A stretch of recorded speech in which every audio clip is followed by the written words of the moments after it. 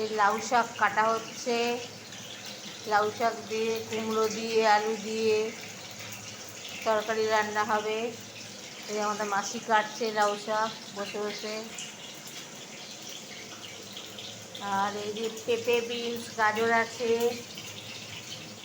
পেঁপে, বিনস, গাজর দিয়ে চিকেন রান্না হবে।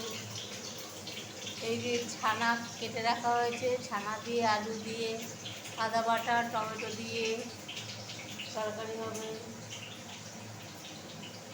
আর ওদিকে রান্না বসানো হয়েছে। এক পাশে লাউ শাক, এক পাশে ছানা তরকারি রান্না বসানো হয়েছে। এই কাটাকুটি চলছে এখন। কাটাকুটিটা হলে রান্নাগুলো দেখাতে পারবো।